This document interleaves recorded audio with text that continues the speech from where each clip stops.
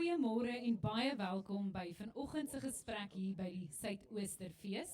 My naam is Mia Spies, ek is die multimedia redakteur by Netwerk 24 en dit is my 'n groot voorreg om my paneel vanoggend aan julle voor te stel met wie ek gaan gesels oor die munisipale verkiesing. Daar van die kant af het ons vir Dr. Asker van Heerden, onafhanklike politieke ontleder, professor Christie van der Westhuizen, sy is ook 'n politieke ontleder verbonde aan die Universiteit van die Wes-Kaap, en Christo van der Rede, wat geen bekendstelling hier op die fees nodig het nie.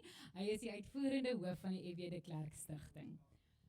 Baie welkom almal van julle. Ons gesels natuurlik vandag oor die munisipale verkiesing, wat ons weet nou op 4 November vanjaar gaan plaasvind, net so bietjie meer as 6 maande, en ons kan al reeds sien op sosiale media, in die veld, in die slaggate gaan dit lekker, die politici begin al hardvry vir ons stemme. Elke liewe verkiesing, hoor ons hierdie, dit is die belangrikste verkiesing nog.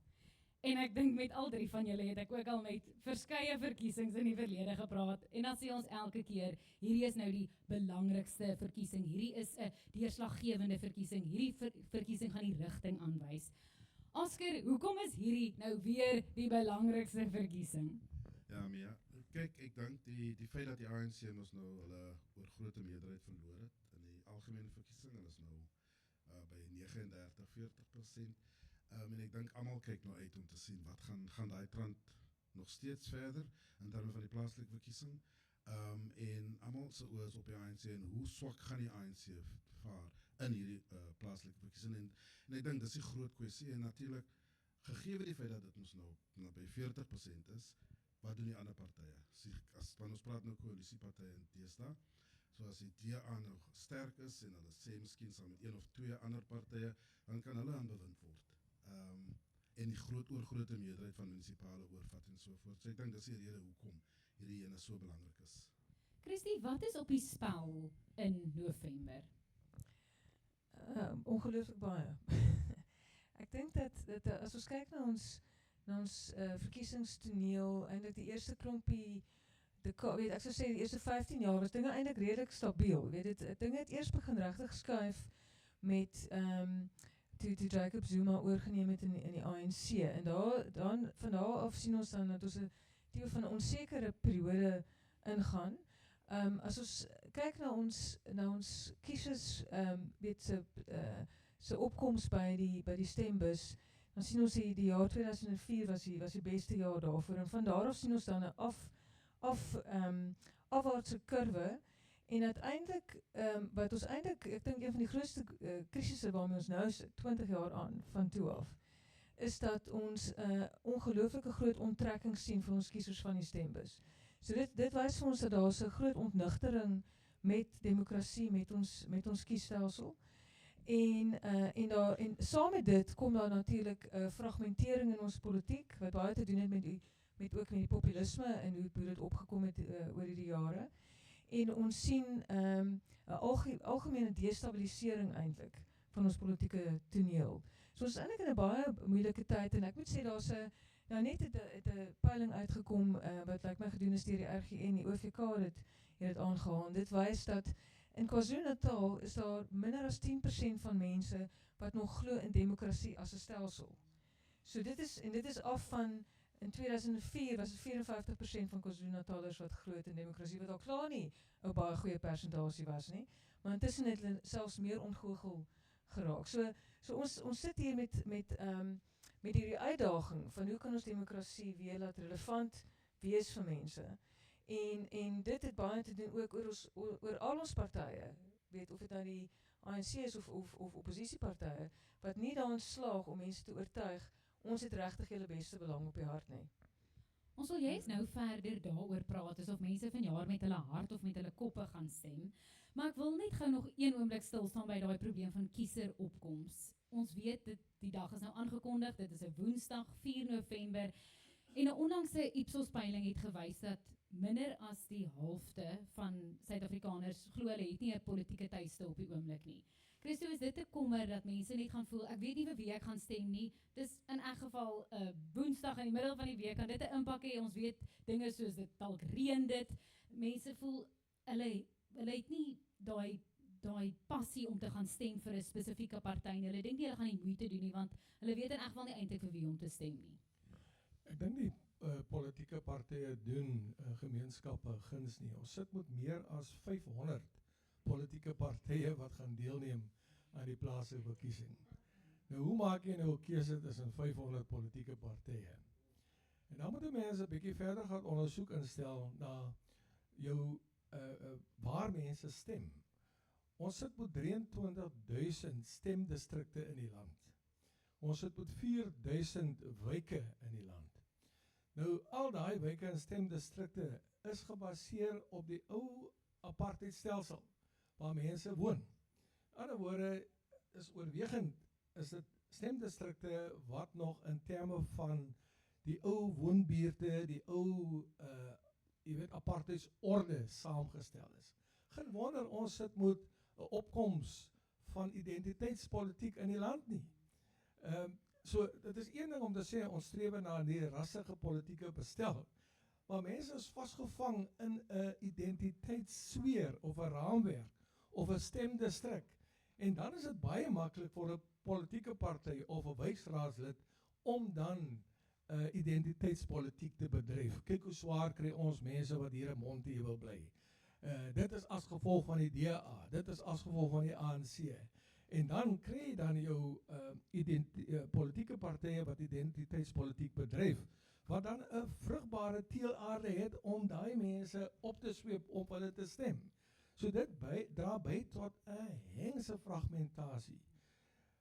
Ek droom van 'n dag waar ons by die ideaal kan uitkom met politieke leiers met statuur. Mense wat regtig waar staatsmanskap aan die dag kan lê en sê, ons tree op in belang van die land. En ons wil 'n politieke bestel hê wat mense nie op grond van velkleur takseer nie, maar wat vir elkeen in hierdie land 'n regverdige geleentheid bied om natuurlik vooruit te gaan. So mense sit en mense is in die war op die oomblik. En wat doen mense as hulle in die war is? As hulle ag wat wel moet dit ek gaan nie stem nie.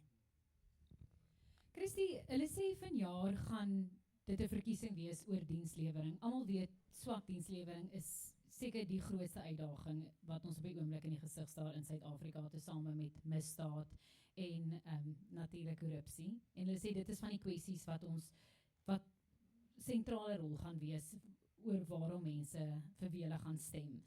Dink jy dit is werklik die geval of gaan mense nog steeds maar op die ou einde as hulle daar in daai stemhokkie staan, die kruisie trek langs die party wat hulle ideologies die beste pas? Nee, kyk, ek dink dienslewering is die voorste en belangrikste kwessie vir Suid-Afrikaners nou.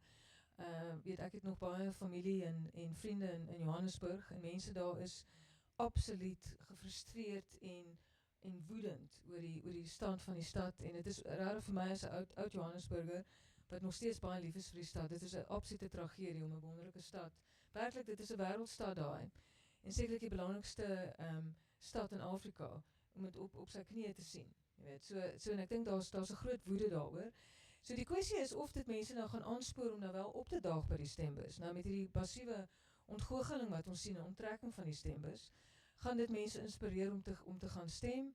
En soos jy nou vra, gaan hulle dan nou stem volgens weet wat daar's interessante weersprekende gegevens wat ons nou kry uit die peilings uit. So die mees onlangse peiling wys nou dat die DA gaan 39% kry in Johannesburg.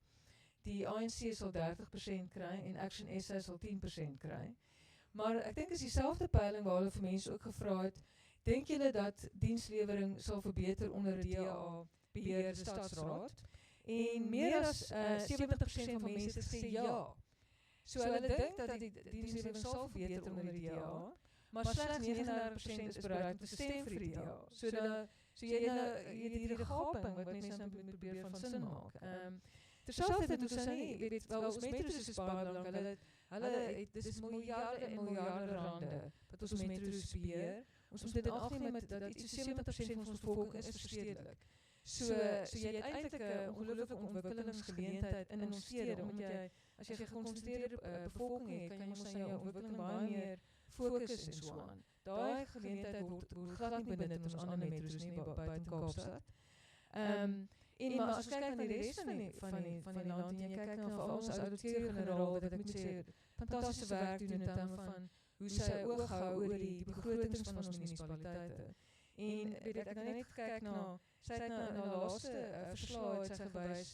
Daar's net 16% van munisipaliteite in die hele land wat 'n skoon audit gekry het. 16. En dan daar's 44% van munisipaliteite wat begrotings aanvaar het wat hoër is as hulle inkomste. So en sy sê hulle is al gewaarsku, moet dit nie doen nie, maar hulle doen dit nog steeds. So hulle aanvaar 'n begroting wat hulle inkomste oorskry. So en dan sê daar was iets soos amper 32 miljard rand so ongemagtigde besteding by 68% van ons munisipaliteite. So hierdie syfers is nie, dit is nie 10%, dit is nie 20% nie, dit is die oorwegende meerderheid van ons munisipaliteite wat regtig ongelooflik swak bestuur word. En dit het natuurlik 'n baie erge effek, spesifiek met ons gang van krag na water. So as ons kyk na byvoorbeeld in Ekurhuleni, die waterverlies is 25%. In Tshwane is die waterverlies 39%. Hierdie is skoon water wat verlore word as gevolg van gebreekte pype ensovoorts. So hierdie kwessie is baie dringend en drukkend, ek dink vir mense, maar die vraag is, is daar 'n gevoel van, ons is lank gelê, dit help nie om te stem nie. Ek dink wat ons wel gesien in die afgelope tyd is dat mense hulle self eerder wend tot regstreekse appelle tot politici, en dis hoekom ons so opwelling sien in populisme. So dan wat jy dan doen is jy gaan nie bodder om te stem nie, maar jy gaan eerder deelneem aan 'n betoging waar jy moontlik dan ook sekere geweld pleeg ensovoorts. En op daai manier probeer jy dan politici oorhaal om te voorsien aan jou behoeftes. Oscar, ons weet politieke partye gaan nou alles doen om jou stem te kry. Ons sien dit natuurlik op sosiale media ook. Mense kan iemand soos Helen Zille wat vroeg al begin het met haar veldtog, daar was sy swem en roei en slaggate en al die dinge. Maar dit is nie waar die meerderheidsstemme is nie. So as ons op sosiale media kyk en jy kyk na die kommentare daar, dan lyk dit Helen Zille gaan Johannesburg vat. En ons weet Johannesburg is natuurlik een van die metro's wat almal so op is. Dink jy dit is noodwendig die geval? Ja, kyk, soos Christie sê, hulle staan op 39%. Maar die feit van die saak is, soos Helen self ook gesê het, sy weet dat sy gaan dit wen nie. Sy sal in 'n koalisie moet ingaan met iemand anders. En dis waar dit interessant raak, want soos julle weet, Herman Mashaba het al reeds gesê, hy stel nie belang in 'n koalisie met die DA nie. Natuurlik nader aan die tyd dinge verander. Want dan gaan hulle natuurlik onderhandel en praat met mekaar en sovoorts. Maar dit is geval en natuurlik, hulle self, die DA self het gesê, hulle stel nie belang in mense soos die EFF en die EFF en so nie. En ons weet natuurlik, dat is maar 'n groot kwessie rondom, sal die ANC en die DA, want dan beteken dit dat daar eintlik een party is. Nou, mense sê al reeds, as jy kyk na die beleid van die DA en die faksie wat huidiglik in die ANC is, dan is het maar net dieselfde ding. Hulle is 'n bietjie skrikkerig vir dit, want dan gaan hulle dan nog steeds die amptelike oppositiepartye in Suid-Afrika wees en sovoorts. Of gaan hulle praat van, jy weet, hulle gaan opgevat word deur die ANC en sovoorts. So, dit maak vir interessante politiek en ons sal moet sien wat gebeur. Maar ek wil tog ook net sê, in terme van die mense wat stem, jy weet, die een trend wat ons sien oor die jare is, die DA-stemmer, of het nou reën of nou sonskens, daai stemmer gaan uit en hy gaan stem vir die DA. En dit is ideologies. Natuurlijk, die ander partye is bekommerd, want hulle stemmers is meer rondom die weer, of hoe voel hulle daai oggend, of is in die middel van die week, en so aan en sovoorts, maar die 22% wat vir die DA stem, daai stemmer gaan uit, ongeag van wat die situasie is. En ek dink, dis hoekom die DA so 'n groot dreigement is vir die ANC en alles. Daar is mense wat sê, as die ANC baie stemme in die metro's verloor, loop hulle die kans dat hulle 'n landelike party kan word na hierdie verkiesing. Oscar, dan alleen vir jou weer gooi. Dink jy daar is 'n kans dat die ANC 'n landelike party kan word of op pad is daartoe? Kyk, hulle gaan nie metro's verloor. Dat is net daar begin. In hierdie komende plaaslike verkiesing, hulle gaan al die metros verloor. Hulle gaan groot sneeuwel. Daai trend van 2024 gaan voort. Mense is hulle is gefrustreerd, hulle het geen vertroue in die leierskap hier en so en so voort. So die ANC gaan al die metros verloor. En terselfdertyd tog, net soos hulle sê, hulle sal miskien kan aanhou aan sekere metros as hulle in koalisie gaan met sekere partye. En ek dink die groot wenner in hierdie plaaslike verkiesing gaan die PA wees. Ek dink Clayton McKenzie en vir die redes wat Christo van praat in terme van die populisme, sê wat gesê word, daar's 'n hele kleurige nasionalisme wat hy besig is om op te sweep in die land. En daar's baie sogenaamde breinmense, kleurlinge, wat nou besef het, dat die DA is nie die politieke huis vir hulle nie.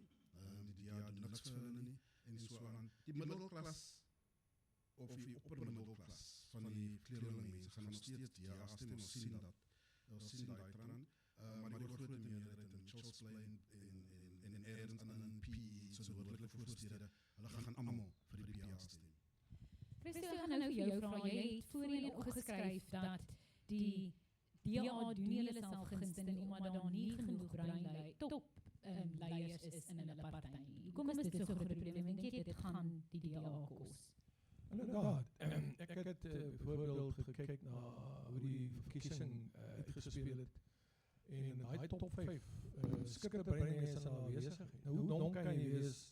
En as die DA vir my vertel dat dit was 'n demokratiese proses, come on. Zuma se verkiesing was ook demokraties.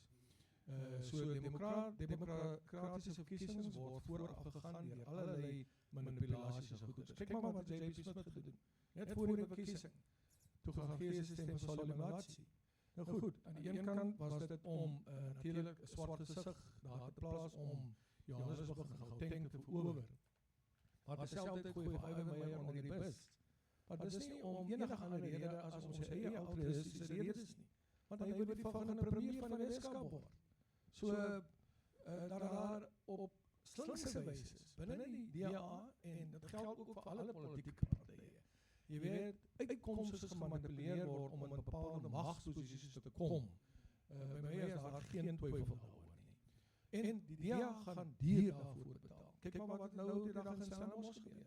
Daar die PA die DA se stem geïrodeer en hulle het toegetree of uitgetree as die oorwinnaars. En jy gaan met 'n uitdaging sit in die Weskaap, want wat is die implikasies van koalisies? Jy sit met klein partytjies wat minder as 1% kry, wat dan koningmaker status aan hulle self toeken. En dit lei tot 'n gemors. Want jy kan nie jou begrotings goedgekeur kry nie, jy kan nie jou ontwikkelingsplan goedgekeur kry nie. Dit gaan daaroor eie belang, dit gaan nie oor die dorp se belang nie. En ek dink hierdie koalisie wetgewing wat in die voor uitgestel word, so gou as moontlik goedgekeur word om te verhoed dat klein partytjies dat die ster die ons swaai. Daar's by my geen twyfel dat die PA en selfs die National Colored Congress is besig om die brainstem, jy weet, binne 'n bepaalde etno-nasionalistiese raamwerk te mobiliseer en dit gaan die DA dwing in 'n koalisie. Maar as jy nou kyk hoe ek het nou die dag by die wat is daai dag Vrydag byeenkoms Cyril Ramaphosa se albaster blink gevrywer. Dan dink ek het die PA baie min aptyd om die DA in die bed te spring. Ek het daaroor gewaas. Besef dan hulle om die PA of Clayton McKenzie te reduseer tot randfigure. Dit gaan hulle ontbyt. Maak liewe vriende, vat vir Clayton vir 'n koffie. Want Clayton begin toenemend leen na die ANC toe. Nou jy kan nou dink wat die implikasies daarvan gaan wees. Maar dan die breinparty, as ek nou so dit jy weet ongenuanceerd moet stel. Doen hulle self nie 'n guns nie. Want kyk nou die persoon wat die National Congress voorstel as burgemeester. Kyk die persoon wat die PA voorstel as burgemeester. Dit is mense wat nie oor die vermoë beskik om 'n stad te bestuur nie. Jy praat van 86 miljard rand se begroting wat moet bestuur word. Ek het analities gaan kyk na die stad Kaapstad se begroting. Dis 'n massiewe begroting, maar dit gaan die mense van Kaapstad nie net 'n penny kos nie, maar 2 pennies kos, want jy moet nou al die stad se groot planne rondom infrastruktuur, ontwikkeling goed moet ons finansier. Wie kan dit bekostig? Ek kan beslis nie bekostig nie. So aan die ene kant sit jy met die DA wat ambisies het om groot infrastruktuurontwikkeling teweeg te bring, maar die mense van die stad kan dit bekostig. Baie van die mense van die stad kan dit bekostig. Aan die ander kant sit jy met die PA en ander klein partytjies wat nie 'n kloek het om 'n stad te bestuur, maar wat mense voorstel om die stad te bestuur. My maggies, wanneer gaan ons weer 'n punt uitkom om te sê, maar kom ons kom by mekaar en begin optree in belang van die stad en sit mense in plek wat oor die finansiële kundigheid 'n vermoë beskik om die stad vorentoe te neem. Want ons dink so klein. Dis verstommend. Selfs die DA dink net in terme van silo's. Jy weet ons dit doen. Waar is die groot plan? Waar is die grand plan? Waar is die Marshall plan om 'n stede om te draai? Want mense begin na stede toe om in die proses die land vorentoe te vat. Maar dit gaan ook saam met die groter plan om die land se ekonomie reg te kry. Want dit help nie die stad Kaapstad wil vooruitgaan, maar die land se ekonomie jy weet is besig om agteruit te gaan. Nie goed praat moet alles met mekaar saampraat. Ongelukkig het ons nie die staatsmanskap om daai visies te help realiseer nie. Christian, ons sit hier in die hartie van Kaapstad natuurlik. Ek dink baie mense hier woon ook in Kaapstad of hierom.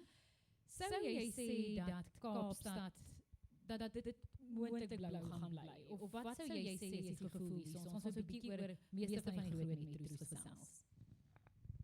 Kyk, ek dink dat die DA definitief gaan versigtig wees, want die PA is definitief besig om in hulle steunbasis in te eet. Soos wat my medesprekers ook al uitgewys het. So ek dink dat die DA en kyk ons aanduidings dat net in terme van ek weet jy wil nou praat Kaapstad, maar net oor ons rade in die algemeen in die Weskaap, dat die DA baie steun gaan verloor aan die PA. En so en wat ons gesien het in Kaapstad oor die afgelope jare is dat die feit dat die party alleen weet dat die grootste party was en dis nie in koalisies gegaan het nie, het op die einde regeerkunde in hierdie stad wel gebaat. Weet van ek dink dat daar is daar was heel disinformasie tans wat versprei word wat probeer suggereer dat Kaapstad nie eintlik so goed geregeer word soos dit geregeer word nie. Maar ek dink 'n mens moet eerlik wees en sê hierdie is die metro wat die beste geregeer word in die land. En ons moet net op die einde moet jy net kyk na syfers rondom water, sanitasie, infrastruktuur, dienslewering in die algemeen. Om weet in al die metro's om te sien wat die waarheid is wat dit betref. Maar terselfdertyd het die hulle maak aanhoudende groot foute en dit is nie net toevallige foute nie. Die feit van die saak is die DA self kon hulle self nog vereenselwig met die feit dat hulle in Suid-Afrika is, dat ons land is van land met 'n koloniale en apartheid geskiedenis, waar bruin en swart mense aktief uitgesluit is, en dat as die party moes hulle mense ingebring het. Hulle moes in 'n baie sterk en wat sê hulle op 'n stadium het hulle ons sterk jong leierskops gehad wat bruin wat veral swart was wat deurgekom het. En op die einde het hulle vasgeval in hulle eie eintlik ek dink hulle historiese probleme met rasisme. Dat hulle nie daai nodige leierskapsverandering kon maak nie. Dit is ons die verlies gesien van baie goeie jong leiers soos Lindiwe Mazibuko en Phumzile van Dam en Mbali Ntuli ensovoorts. In terme van bruin leierskap ook. Ons sien bruin leiers hier en daar, weet ook in die Weskaapse regering en sekerlik ook in die metro.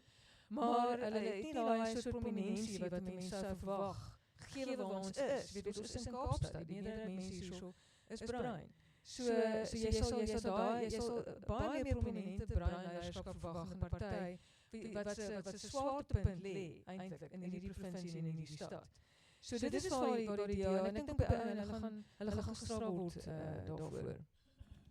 Ons kyk nou gesels oor die EFF. Ek voel dit is 'n party wat al hoe minder in die kalklig is deesdae.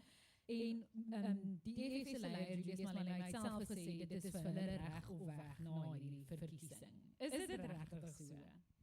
Kyk, soos kyk nasionaal is hulle besig om stemme te verloor. Hulle raak al hoe kleiner. Ek dink dit help dat die leier ook nou moontlik tronk gaan nie. Maar ek dink tog hy is reg. Dis maak of breek vir hulle in die plaaslike verkiesing. En ek dink gegee word dat Zuma ook nog nou gespeel het op die hele seizoen nasionalisme en die rede hoekom dit so groot is in KwaZulu-Natal. Die ANC is 8%. So hulle gaan definitief niks kan doen in KZN nie. So ja, ek dink dat is 'n maak of breek vir Julius Malema. En natuurlik ons weet ook daar's probleme in die leierskap van die party. Hulle het klomp mense verloor omdat Julius so daai persoonlikheid van hom, hy wil net bly waar hy is en so ek dink ja, dis 'n moeilikheid. So gepraat van baie persoonlikheid, jy het nou verwys na oud-president Jacob Zuma en sy NK-party. Hulle het geen bewese rekord van regeer in munisipaliteite nie. Gaan hulle moontlik daai kans nou kry na hierdie verkiesing? En wat dink jy is dan op die spel veral in KwaZulu-Natal en sal hulle net in KwaZulu-Natal bly en so sterk bly? Ja, ek dink dit is die mees belangrikste punt. Ek dink die MKP gaan net in KwaZulu-Natal wees. Hulle gaan miskien 'n klein bietjie ondersteuning kry hier en daar, waar daar ook ek wil dit eintlik sê nie, maar waar daar ook ander Zulus is in Gauteng en so en so voort. Dit klink en dit is presies wat Zuma wil wat hy gedoen het. Hy het geweet dat gegee word die feit dat dit was die politiek van die IFP destyds, hy daai nasionalisme nou opgesweep en so voort. So ja, hulle gaan definitief regeer in KwaZulu-Natal en miskien een of twee kleiner munisipaliteite in Gauteng, maar nie verder as dit. En dan Limpopo met die EFF wat ons sien al hoe minder steun nou kry. Nee, ek dink hulle gaan, ek dink so nie. Jy weet op die huidige oomblik 3 provinsies wat nou die oorgrootste meerderheid is van die ANC is Limpopo, is Oos-Kaap en dan is dit natuurlik nou Vrystaat en Noordwes. So, maar die twee grootes is Limpopo en ek dink die ANC is baie sterk in Limpopo en baie sterk in Oos-Kaap en ek dink daai plan gaan vorentoe, dit gaan so bly. Christo, die waterkrisis is 'n groot kwessie op die oomblik. Hulle sê dit kan nog meer ernstig as beerdkrag word in Suid-Afrika. Dit is regtig 'n krisis wat elkeen van ons gaan raak en veral daar in Gauteng voel hulle dit elke liewe dag. Waarvoor moet ons uitkyk as die partye nou hulle veldtogte begin voer? Hulle gaan by hierdie tipe kwessies gaan hulle groot beloftes maak. Ek het gister toevallig 'n stuk van Pieter Eys gesien en iets wat my uitgestaan het in daai toneelstuk. Dus hier aan die einde sê dit, hy sê make communities the crown jewels in democracy. Jy weet, dit is vir my so treffende boodskap gewees. En ek dink dit is waar ek kom by jou antwoord op jou vraag uit, maar dit is waarop 'n politieke partye moet fokus. Hoe versterk ons gemeenskappe, hoe maak ons seker dat wat ons doen is in belang van gemeenskappe? En dan moet ons natuurlik vooruit beplan. Water is een van die grootste kwessies. Hulle praat van wateroorloë in die toekoms. Nou Suid-Afrika het nie 'n waterprobleem nie. Suid-Afrika het 'n waterbestuursprobleem. Daar's geen beplanning rondom behoorlike waterbestuur en Kaapstad moet hulle komplementeer. Hulle het 'n helse krisis gehad met die groot droogte en hulle het nou massiewe investering in infrastruktuur om te seker te maak dat tot water. Wat ons moet besef is dat 7 uit elke 10 mense gaan by 2050 in stede lewe. Waar is die stedelike beplanning, urban planning? Ons sien dit nie. Mense vlug letterlik uit plattelandse gebiede na stede toe in die hoop om 'n werk te kry en in die hoop om 'n beter toekoms vir hulle nageslagte te kan bewerkstellig. Hier selfs in die stad Kaapstad word nou op so gefragmenteerde wyse gedoen. Daar's geen behoorlike beplanning nie. Oral, jy weet, vaar mense stukke opgegronde in, sit 'n plakke staan op. Jy kan jou indink wat se menswaardige toestande is daar. En toegang tot water is 'n sleutelkwessie van jy het water nodig vir alles. So ek dink beplanning rondom water is van kritieke belang. En die ander groot probleem is natuurlik die storting van die riool in ons waternetwerke. Wat is die implikaties daarvan vir landbou? Ek was baie jare in landbou gewees. Jy kan jou indink as Ons uitvoervrugte, daar as daar ontdek word dat ons uitvoervrugte, as daar een of ander water, jy weet, besmetting of enige vorm van, dit nou massiewe implikasies vir landbou, implikasies vir die gesondheid van ons nasie. So ek dink, 'n sleutelkwessie vir my is water, dis 1, en dan 2, veiligheid. Dit is onaanvaarbaar dat ons mense in sulke onveilige toestande lewe in ons dorpe en stede. En dan derdens, plaaslike ekonomie. Jy weet, hoe kry ons die plaaslike ekonomie aan die gang? Ons sit met 'n departement van klein sake wat veronderstel is om klein sake te bevorder. Maar die miljarde wat hulle toegeken word, gaan in die sakke van rade, in die sakke van mense wat hulle aanstel. Ek het nou na verslag gaan kyk. Klein hoeveelheid geldjie kom by entrepreneurs uit. En dan hoe skep jy omstandighede in dorpe? Jy weet, daar waar die taxi rank is, of daar waar die stasie is, of daar waar die bushaltes is, skep daar entrepreneurs omgewing waar klein sake kan werk doen, of kan besigheid doen. Jy hoef net oor see te gaan. Langs die groot shoppingmalls is daar massiewe informele markte. Ons wil in Suid-Afrika wil ons alles sanitize. Weet nie die Afrikaanse woord, ons alles skoon maak. 'n Shoppingmall moet 'n shoppingmall lyk, en dit is die handjievol investeerders en beleggers wat die bank van die geld wegvat uit die gemeenskap uit. Mense raak opgewonde as daar 'n shoppingmall Oudtshoorn toe kom. Vir wat? Appington ons kry 'n shoppingmall. Ek sê my maggies, maak van die hele dorp 'n shoppingmall, sodat alle mense daar kan besigheid doen. Jy hoef net Thailand toe gaan, ander lande toe gaan. Mense maak besigheid. Die tannie ry met haar bicycle, 3 kookpotte langs die kant en 5 kinders op die agterkant. Maar almal is besig. Maar vanweë gebrek aan visie, gebrek aan geïntegreerde benadering. Jy weet, leef ons mense geïsoleerd en binne daai geïsoleerde omgewing, wat van uitstulping, geïsoleerde denke, en dan, as het geïsoleerde denke is, wat is die volgende? Jy weet, type van denke, wat aanleiding gee tot misdaad, die type van. Gewoonlik ons sit met opwelling van 26, 28 en 29, waar so bende is. Maar ek wil net nog noem dat dit is belangrik om te sê dat met die waterkrisis, daar is 'n groot les wat ons nog my geleer het, en dit was veerkrag.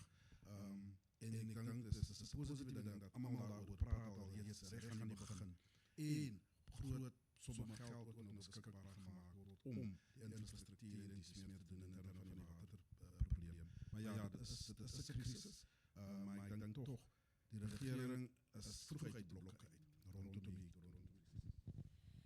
Chris, nou hoor van die beloftes wat gemaak word. Dit is ek dink byvoorbeeld aan die muur wat langs die wat hulle beloof het om langs die N2 te bou hier in Kaapstad. Dit is die tipe beloftes wat jy op die voorblaaie en op die hoofnuus gaan laat opeindig. Maar dink jy mens moet meer sien soos wat Christine nou van gepraat het, daai hoe mense die informele ekonomie kan versterk en so aan. Dink jy hulle sit die pot mis met die tipe fokus wat hulle nou in die politieke partye? Kyk, ek dink dat die meeste partye verstaan dat dienslewering nou 'n brandkwessie is. So ek dink dat daar is 'n besef daarvan. Die wat Christine nou praat, dit is by die nuus van die Volks aan die rekordkonferensie nou die dag. Toe praat, daar was 'n kenner van Asië, professor van Hong Kong, wat toe praat net van hoe jy jou energie op straat, weet as jy in China beweeg of in lande soos Thailand, soos jy sê, weet van mense maak 'n plan en mense is heeltyd aan die gang om geleenthede te skep vir hulle self en vir ander mense op baie kleinskaalse vlak. En ek dink ons het in daardie sin ons werklik waar misluk daarin om tot dusver om regtig kleinskaalse ekonomiese bedrywighede aan te spoor. Maar dit het in groot mate te doen met die ANC se die ANC lewe nog in een van hulle Leninistiese droompie van waar alles gesentreer moet word. Jy weet alles moet daar's en daai as jy kyk na Destiny se beloftes voor 94 was alles oor hoe die monopolie gaan opgebreek word en al daai ding. Voordat hulle aan bewind gekom het hulle inderdaad baie van die monopolie eintlik versterk. So jy het dink 'n bietjie aan die konsentrering byvoorbeeld in die gesondheidssektor van waar klein apteke byvoorbeeld basies omtrent uitgevee is. En wat Dis-Chem en Clicks en al daai tipe van maatskappye het aptekers, die apteekwêreld oorgeneem. Jy weet. So dit is 'n sulke tipe van besluit, en as ons kyk na natuurlik na die nasionale gesondheidsstelsel wat nou voor of versekering wat nou voorgestel word, dieselfde soort tendens na sentrering oor konsentrasie van mag, oor konsentrasie weet in een plek, veral op nasionale vlak, en mag wat weggeneem word van die ander vlakke van regering, in plaas van om die ander vlakke van regering te versterk. Plaaslike regering, soos ons weet, is ons swakste vlak, maar dis die vlak wat omtrent die belangrikste is, as dit natuurlik die belangrikste is, as dit kom by dienslewering, jy weet. So, ek wil ook net iets byvoeg oor ons het nog nie spesifiek gepraat oor korrupsie nie, as ons nou kyk oor die swak besluite oor leierskap, wie word vorentoe gestoot vir leierskapsposisies? As ons kyk wat in Johannesburg is daar, weet 'n verskriklike voorbeeld van Al Jamaa, wat een van hierdie 1% partye is, wat 2 burgemeesters in 'n ry daar gehad het. Onder daai 2 burgemeesters, albei die een ou is met waarheid te sê aangekla van misdaad, weet hy het mense daar in Soweto beduiwel. Die onder hulle sogenaamde leierskap het die stad op finaal basis in die begin totaal uitmekaar uitval. En wie het alsmaar vorentoe gestoot? Die ANC. Dit was 'n ooreenkoms van die ANC. Want op die einde besef die ANC natuurlik, as jy hierdie klein partytjies, daar's geen manier waarop hulle andersins ooit 'n burgemeesterspos gaan hou nie. So hulle gaan net doen wat jy vir hulle sê. Jy gaan vir hom sê, keer dit goed, ja. Keer daai kontrak goed, ja. Doen daai tender daar, right. Jy weet, so daar gaan nie vrae wees nie. En dit is op die einde van ons groot probleme. Ek moet sê ons minister van plaaslike regering het ons misluk in die feit dat daar is wetgewing wat nou die 1% merk sou verpligtend maak in terme van koalisieregerings, naamlik jy moet ten minste 1% van die steun hê. Ek dink natuurlik dis nog steeds te laag. In ander lande is dit 2% of is 5%, weet in Europa. So 1% is eintlik heeltemal te laag, maar dit sou ten minste seker gemaak het dat jy nie 'n party met 'n breekdeel van 1% het wat 'n burgemeesterspos kan hê nie. Maar Glabisa en ongelukkig minister Glabisa het nog nie daai wetgewing eers ter tafel gelê in die parlement nie, so dit gaan nie gereed wees teen November nie. So ons weet as ons kyk na die wanadministrasie, wanbestuur ensovoorts, dit het te doen op die einde met patronaat, met klein misdadigheid en grootskaalse korrupsie. So dit is 'n groot mate. So dis nie net wanbestuuring wat ons weet nie lekker hoe om dit te doen nie. Dis ook wanbestuuring en so aan, want groot bedrag geld is besig om in hande te beland waar dit nie hoort nie. Oscar, glo jy dat die beweringe van korrupsie wat nou by die Mlanga kommissie uitkom, die ANC gaan seermaak by die stembus?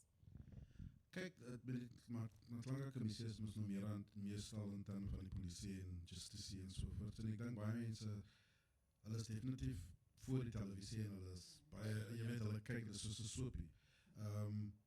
Maar ek dink nie dit gaan noodwendig vir hulle, jy weet, dat dit gaan hulle stem affekteer nie, ek dink nie so nie.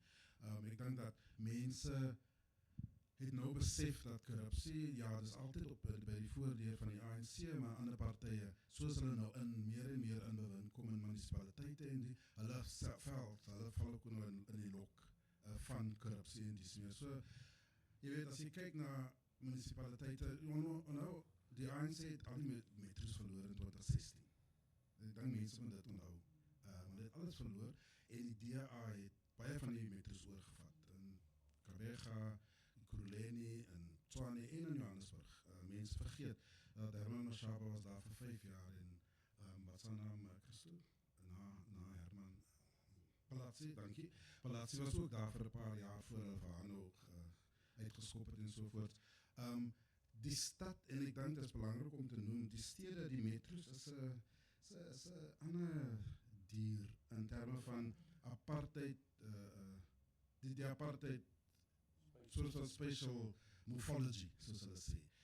Want daar's 3 aspekte wat regtig moderne stede klem moet lees. Dis mense, geld en instansies. En in Suid-Afrika se metros, al 3 daai goed is baie ver van mekaar af. As jy kyk na Johannesburg, jy weet, ouens hulle kan swem en al uit goeders doen, maar hoe gaan sy vir Soweto die mense nader aan werk kan bring?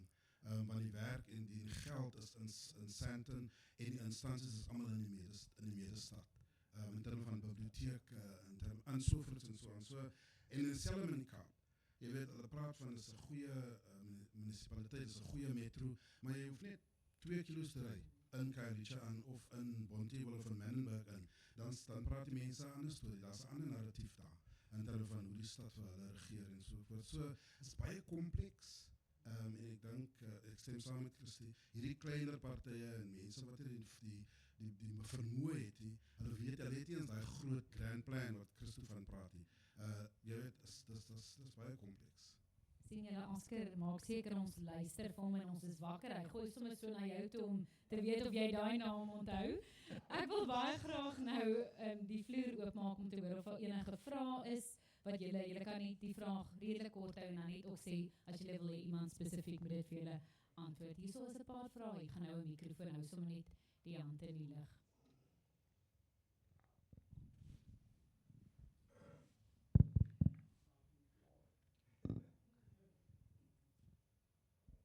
Baie dankie. Christo, ons moes 'n skoolmeester.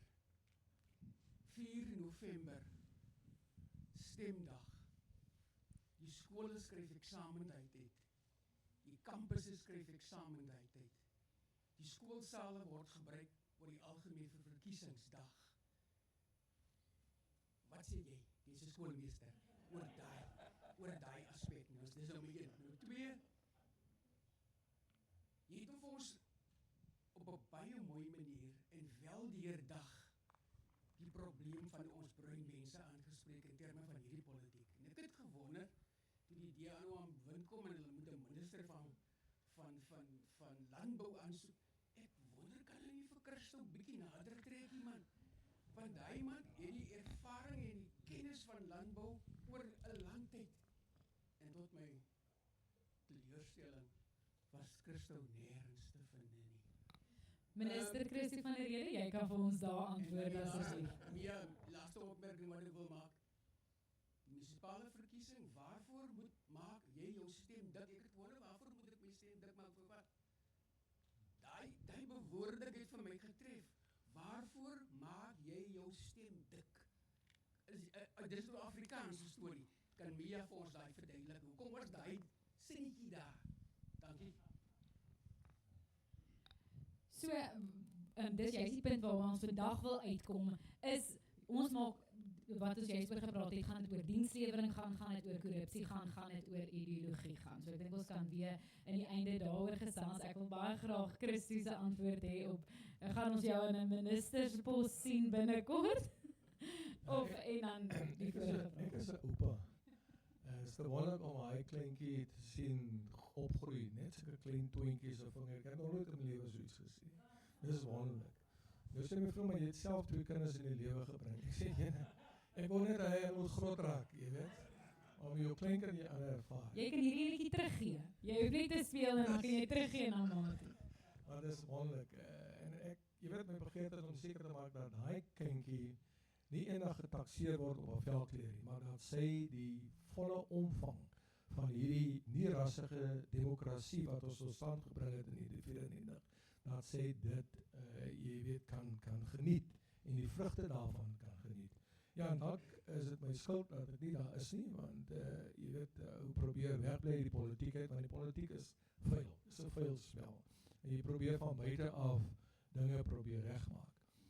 So, miskien, ek weet nie, hang af, professor Figazi vir my gaan ondersteun, hy sit daar agter. Maar dan net rondom die verkiesingsdag, dis 'n tamelentjie, en ek weet nie hoe die regering dit, jy weet, kan rationaliseer nie, veral in lig van die eksamens wat geskryf word nie. So ek het nie antwoord daarop nie. Ek vra my net self af hoe die mense gedink toe hulle die dag in die vooruitsig gestel het. Dalk moes hulle dit vroeg in Desember gehou het, jy weet, na die skole-eksamens en na die campus-eksamens. Ongelukkig het ek nou nie daai besluitingsvermoë nie. Maar dan rondom die vraag, Weet jy, ek dink as alle politieke partye hulle fokus instel op behuising. Want ek het 'n ANC-minister destyds 30 jaar gelede, ek sê hoekom bou julle nou weer hier in Wesbank en hierdie plekke in Delft, weer hierdie hophuisies? Ek sê dit is dan presies wat die apartheidse regering gedoen het by die behuisingsskemas. Gaan dit nou net oor huise? Of moet ons die fokus verskuif van huisboue na gemeenskapbou nie? Hoekom bou ons nie gemeenskappe nie?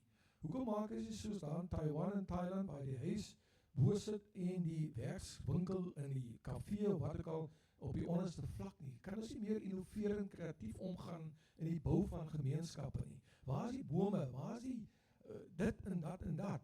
Die sponsgeriewe. Kom ons dink holisties aan die goeders. Toe gee my so 'n skewe antwoord. Jy weet, kan nou nog wat my antwoord was, maar dit moet natuurlik ontstel. So ek dink as ons die fokus begin jy weet, instel op hoe skep ons gemeenskappe? En hoe maak ons seker dat gemeenskappe op die langtermyn volhoubaar is en dat ons gemeenskappe het wat welvarend is? Jy weet, dit behoort die sleutelwoorde te wees. Gemeenskapsbou en welvarende, volhoubare gemeenskappe. Daai politieke party gaan my stem kry.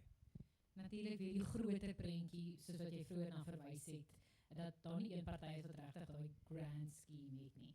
Nog 'n vraag?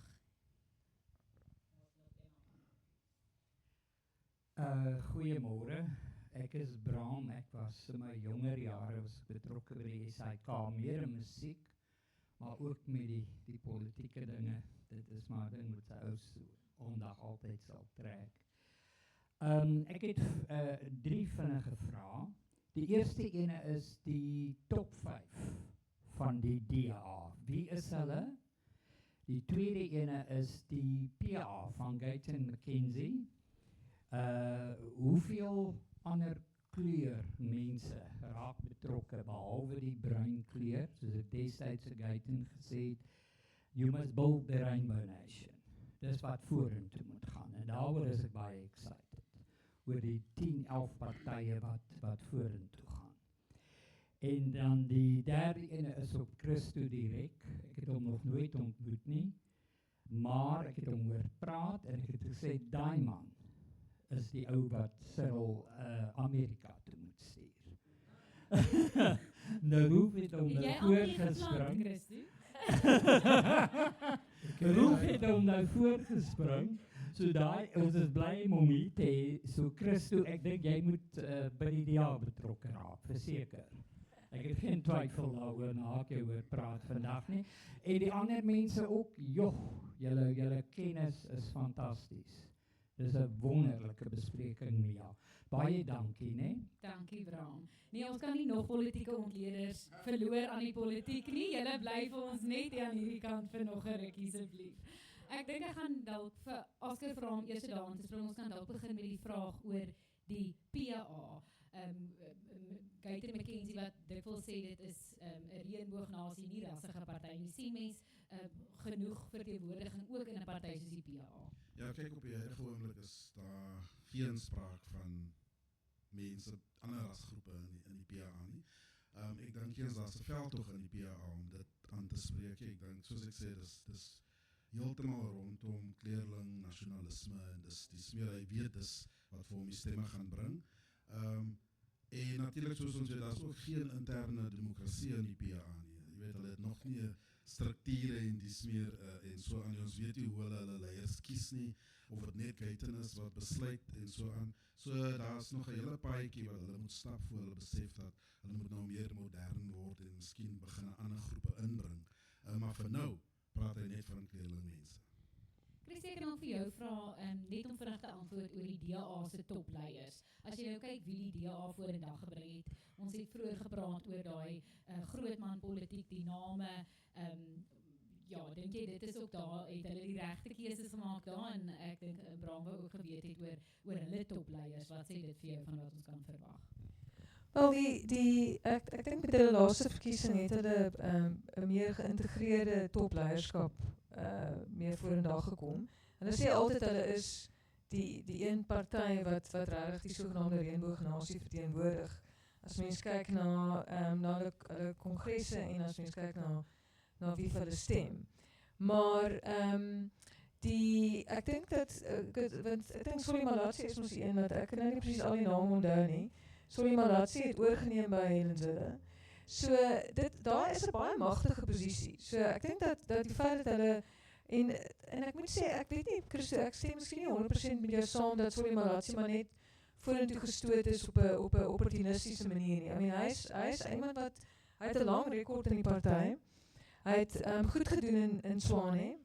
En hy het ek dink hy het stelselmatig sy posisie opgebou binne die party. So ek dink hy's 'n goeie leier. Ek dink hy praat goed. Ek dink sy standpunte is baie duidelik. So ek dink hy daai pos verdien. So of natuurlik is daar natuurlik horse trading wat weet agter die skerms gebeur en so aan maar ek dink nie dit gooi werp noodwendige skade oor Malatsi self in terme van sy vermoëns as 'n leier nie. Ek dink hy het die verdienwoordige vermoëns. Ek dink Malatsi hy moes eintlik al van tevore weet op hierdie sport beland het. So waar hulle regtig gedoen is met vroulike leierskap. Daar's presies een vrou het ek getel in hulle top 10.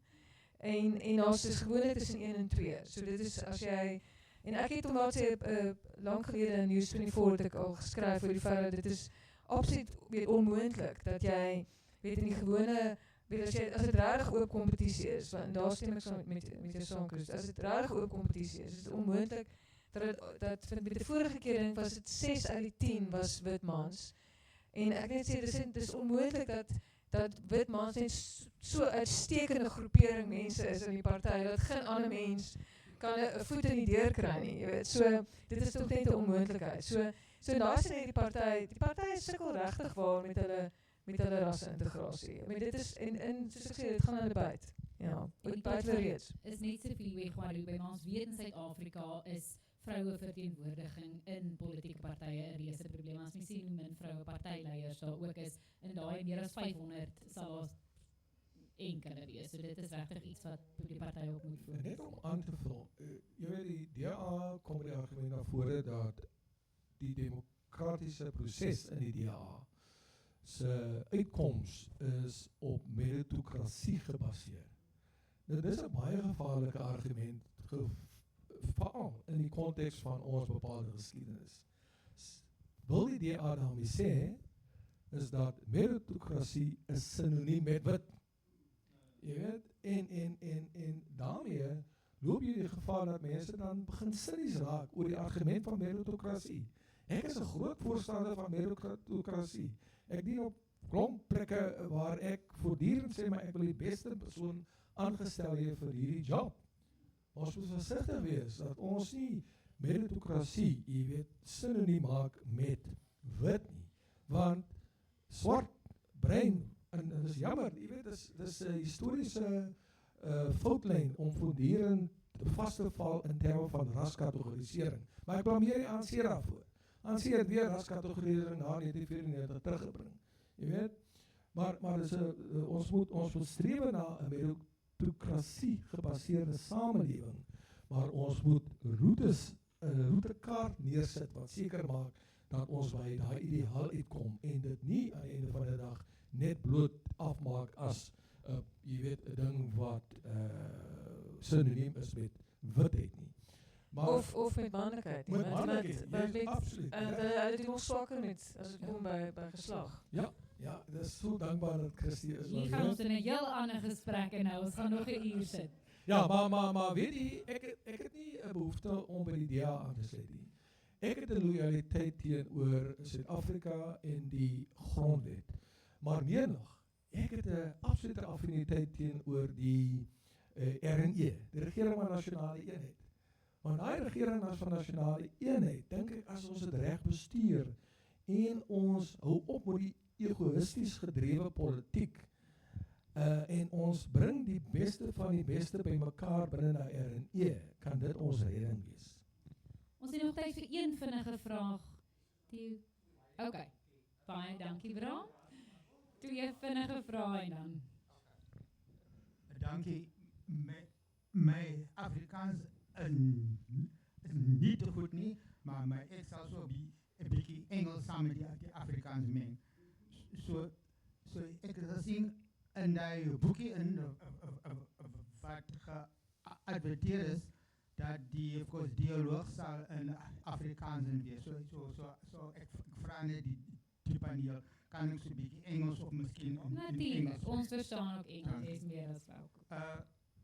I am from the Women's State Civic Association, and we belong to Ward 57, combined umbrellas civic association of Observatory, Woodstock, Women's State University Estate, and of course Salt River. We have one problem, which it is of course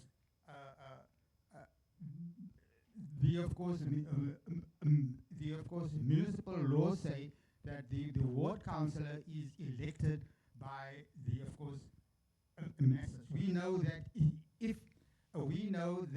when you go and vote, you vote for the ward councillor and for the PR. But we've been finding out that the ward councillor is dominated and is told what to do by the political party that he belongs to. So we have a problem. It is there, of course, written that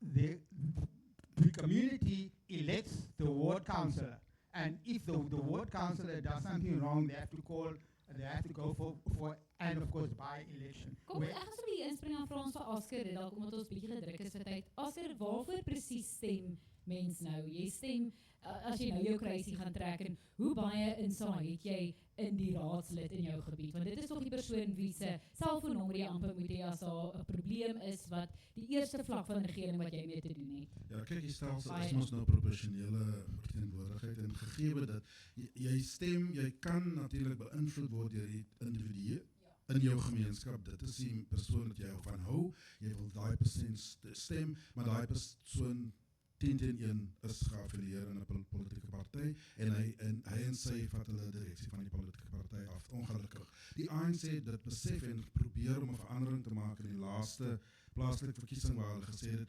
hulle gaan nou vergaderings hou met die gemeenskap, en dan gaan die individueel 'n soort van natuurlik uit daai gemeenskap uitkom. So dit is nie natuurlijk iemand 'n naam wat hulle gegee het nie, maar hulle het ook besef dat dit werk nie.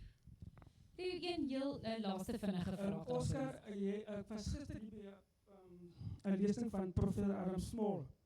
Wat my bygebly is dat wat hulle gesê het, hier is nie 'n plek vir ons om te pie nie.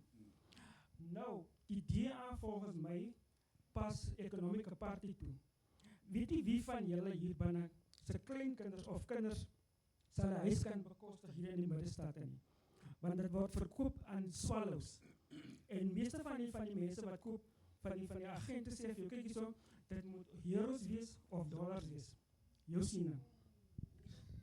My siening. Kyk, dit is een van die groot kritiek in terme van die DA volgens my. Jy weet, die DA en hoe hulle regeer, spesifiek in die Weskaap, maar oral rond, is die feit dat hulle sal seker maak dat dienslewering vir jou in jou area, of jy nou in Mitchells Plain is of in Menenberg, maar ideologies gesind, het hulle nie 'n beleid wat sê hulle probeer om 'n swart persoon uit daai area uit te kry, en hopelik in 'n paar jaar tyd daai persoon te bevestig in Camps Bay of in Simonstad of in die City Bowl area nie. Dit is nie deel van hulle beleid nie. Maar net daar's 'n baie interessante debat nou. Die persoon het 'n kritiese analise gedoen oor Jordan E. Lewis behuisingsbeleid. Aan die een kant praat hy van 'n supply demand-based of 'n supply-based housing policy, en die ander kant is daar argument vir 'n demand-based.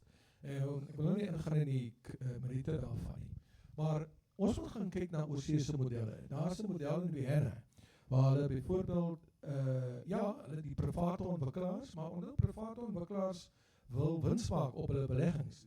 Maar dan het hulle ook die social housing development model. Dit is agentskappe wat behuisinggrond bekom, en dit is veral staatsgrond. Jy hoef nie die kilometer verby te ry en daai massiewe se grond van Transnet wat totaal en al vervalle is. Dis sien, en dan sê die staat, kom ons gee daai grond vir julle. Julle skep social housing op daai grond, en daar's 'n beperking op die winsgrens. En indien julle meer wins maak, dan moet hy wins weer terugkom. So daar's 'n klomp modelle en ek dink dit is waar die stad Kaapstad moet nie net een model nie, of 'n supply-based model nie. We gaan kyk na ander modelle om die stad baie meer geïntegreerd te maak, maar meer te fokus op die bou, nie die bou van huise nie, maar die bou van gemeenskappe. En daai het 'n totale ander denkraamwerk wat dit onder lê. Christie?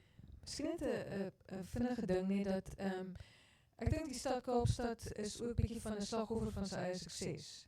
So wat dit basies beteken is die stad het is 'n wêreldstad nou, wat dit nie van tevore was nie. Dit was eintlik nogal 'n sleepy hamlet toe ek die eerste keer toe gekom het in die 1990s. En dit trek kapitaal van reg oor die wêreld. Nou sit jy met 'n net in ag neem. Jy sit nou met 'n probleem van jy wil belegging inbring in jou stad. Jy wil juist daai soort belangstelling hê, jy wil daar investering hê. Maar jy het ook die apartheidsgeografie wat jy moet ongedaan maak. Jy is 'n kusstad. So jy kan nie jy is beperk ook in terme van hoe jy kan stadsontwikkeling doen, want jy word die see is ons aan die een kant ook.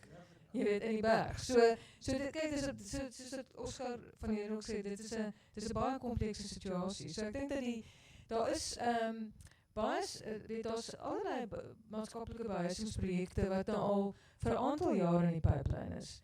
Maar jy het baie sterk teenstand dan van die inwoners in daai gebiede. Jy weet, so daar's ek is in Seepunt en daar's al baie lank daar met die Tafelberg skoolontwikkeling wat vir ons selfs 'n sosiale behuising te wees, maar wat soos ek dit verstaan in 'n groot mate vertraag word weens teenstand van mense daar. So jy het, en wat ek nou nog 'n gesprek gehad met iemand wat ek nou sal beskou as 'n baie sterk neoliberale kapitalis, en hy noem Jordan Hill Lewis 'n sosialis. Hy sê Jordan Hill Lewis is 'n sosialis. Weet ek, liewe hemel. So dit is maar dit wys vir mense die verskillende belange in ons stad wat basies nie op hierdie stadium op 'n suksesvolle manier saamkom, sodat ons reg die behoeftes van ons inwoners kan aanspreek. Want jy wil daar geld hê, maar jy wil ook seker maak almal deel in die vooruitgang van die stad. En dit is 'n baie moeilike balanseringstoertjie. Vinnige kommentaar. Ja, en baie vinnig, wetgewing. Jy weet, dat mense gaan altyd sê, ons wil nie arme mense in ons area hê nie, want hulle gaan my huisprys afgaan. Maar die feit van die saak is, in die ou bedeling, hulle het wetgewing gebruik. Die Group Areas Act, en al die goed is gedoen deur wetgewing. Die 1930 lands storie. So die ANC of wie ook al in Noord gaan wees, hulle moet wetgewing gebruik om hierdie tipe van gemeenskappe aan te spreek. Anders gaan dit nie gebeur nie. As ons gaan 'n gesprek moet hê met al die mense, gaan hulle natuurlik sê nee, ons wil hê mense van Mitchells Plain of Khayelitsha. En net baie kort, wat is die koste van armoede? Wat is die koste van misdaad? Wat is die koste van onderontwikkeling teenoor belegging in mense? En dit is die ding wat mense nie altyd verstaan en begryp nie. Want hieroor kan ons lank praat. Ek dink dit was so 2 jaar terug op hierdie einste verhoog by die Suidoosterfees het ek gesit saam met Jordan Hill Lewis, Gayton McKenzie en Cameron Dugmore van die ANC, en hulle het mekaar amper te lyf gegaan met hierdie mikrofoon oor behuising. So ons kan vir ure nog hieroor praat. Net om af te sluit wil ek vir elkeen van julle 3, julle kan vir my 1 of 2 antwoorde gee. Ons die tema natuurlik is vandag, waarvoor maak jy jou stem dik? As kiesers nou hier sit of luister aanlyn, waarvoor dink jy of waarvoor moet hulle stem dik maak? Waarvoor moet hulle stem hierdie munisipale verkiesing afskryf?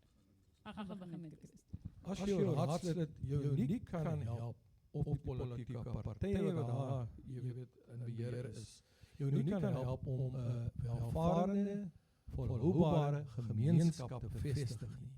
Moenie vir hulle stem nie. Want as jy bloot jou stem in terme van sentiment of emosie uitbring, dan gaan jy nooit daai verandering sien gebeur nie. Christie? Ek sou sê wees bedag op populisme. Populistiese partye is besig om basies die steunbasis aan die een kant die ANC uit te eet, dis die NK-party en EFF, PA, en aan die ander kant van die DA en die PA ook daar aan die ANC kant. So as kiesers moet ons baie bedag wees, ons nie gemanipuleer word met populistiese politiek wat eintlik op die einde ek dink in 'n groot mate parasiteer op ons verlede. Want die ding is ons het baie in terme van ons koloniale en apartheid verlede het ons baie van ons probleme nie oorkom nie. En baie van ons partye spreek nie regtig probleme aan nie. Maar hulle is baie goed daarmee om sentimente en ons gevoelens te manipuleer oor ons probleme van die verlede. Ja, vir my is tweede dan. Die eerste een is natuurlik dienslewering is vanselfsprekend. Mense wil die basis in hê, kom aan my rol en so ensovoorts, water en elektrisiteit. Maar ek dink ek sal mense sê, maak jou stem dat partye wat werk kan skep, wat vir jou werk kan gee.